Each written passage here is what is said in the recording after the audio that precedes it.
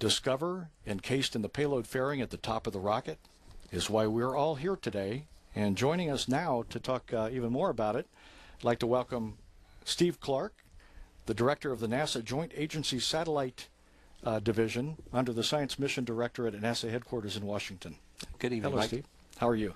Great. How are you? I'm doing great. So we're all excited. We're getting very close to launch time. Can you tell us a little bit more about what your group, the JASD, right? Is that how you would pronounce it? That's what we call it for short. That's correct. And how you interacted with getting Discover where it is today? Certainly. Well, my division was set up at NASA headquarters in 2010, and we work closely with our NOAA partners. They provide the requirements for all of their weather forecasting spacecraft and provide the funding. And my office manages the acquisition of those satellites that will meet those requirements. We build the spacecraft, launch the spacecraft, and then perform on-orbit checkouts, make sure all the systems are good. And once we've done that, we turn the keys over to NOAA to operate the spacecraft, and then the responsibility is with NOAA. What other missions are you working with NOAA on?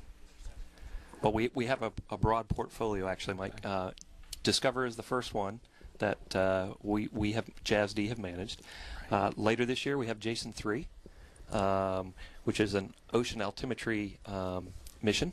And in fact, it's the third of a series of the Jason spacecraft. I actually worked the Jason 1 mission earlier in my career, so this is a nice circle back to that. And we'll be launching off of Falcon 9 out of the Vandenberg Air Force Base.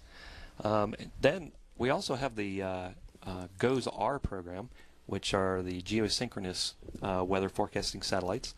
There's a new series of those satellites being built, starting with GOES-R, 4 of them to be exact, and it's being tested right now at Lockheed Martin in Denver, and we plan on launching that in March of next year on an Atlas V from here.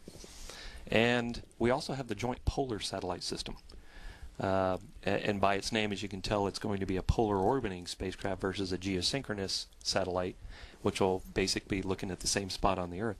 The Joint Polar Satellite System is the follow-on to SUMI NPP, which is on orbit now and operating.